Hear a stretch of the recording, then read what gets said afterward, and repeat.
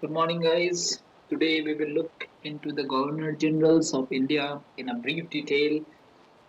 We will look into the various Governor Generals, starting from Warren Hastings from 1772 to the last Governor General, Lord Canning, from 1856 to 1857. Mind it that the last Governor General was also the first Viceroy of India. After the Government of India Act of 1858, the Governor General were started to be known as the Viceroy of India. But starting from Warren Hastings, we'll look into some of the important points that may come into your examination that will help you up to get benefited in the forthcoming examinations that you will be dealing with. Mm, So, the first Governor General of Bengal. I mean, you don't say that the Warren Hastings was Governor General of India. Indeed, he was the first Governor General of Bengal.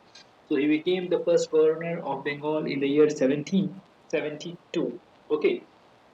So after the enactment of Regulating Act of 1773, he became the first Governor General of Bengal. So he intended dual system of administration, which was started by Cleve, and the first Anglo-Maratha War of 1775 to 1782, and the Pitt's India Act of 1784 was also uh, was marked at the time of Warren Hastings.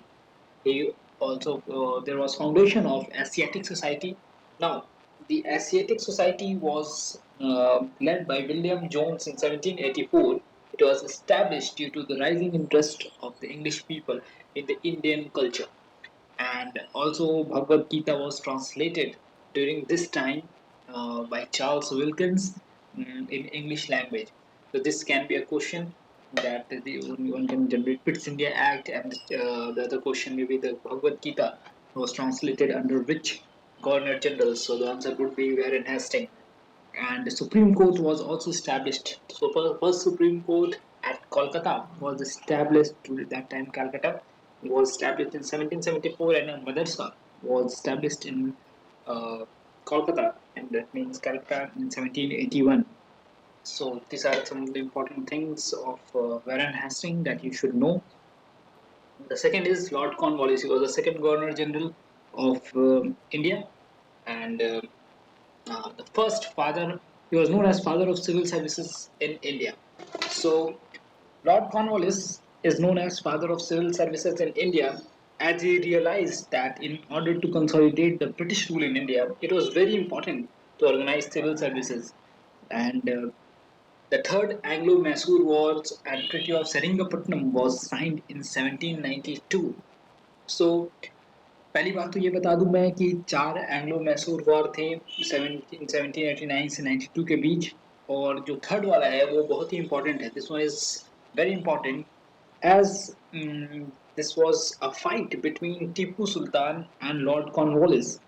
तो Cornwallis की army जो थी वो सेरिंगपट्टनम तक मार्च करती चली गई, और टीपू सुल्तान को अपना टेरिटरी का आधा हिस्सा देना पड़ गया था.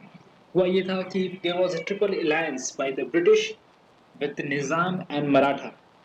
They attacked Tipu Sultan at Travancore in April 1790. दो टीपू सुल्तान एक बहुत अच्छे योद्धा थे, और साउथ में उनका काफी नाम था, लेकिन स्टिल क्योंकि ट्रिपल अलायंस था ब्रिटिश गवर्नमेंट की निजाम और मराठा के साथ, तो इसमें ब्रिटिशर्स को फायदा मिला, और एट ट्रेवेंकोर मींस अप्रैल 1790 टीपू सुल्तान हारा और उसे अपनी टेरिटरी देनी पड़ गई ब्रिटिशर्स को. सो ब्रिटिशर्स को डोमिनेट करना था साउथ में, टीपू सुल्तान के ऊपर उन्हें दिखाना था, इसलिए ये एंग्लो मैसूर वॉर करवाया गया था.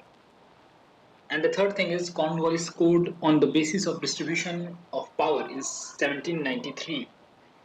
In order to improve the governance of territories in India, a body of legislation enacted in 1793 by the East India Company.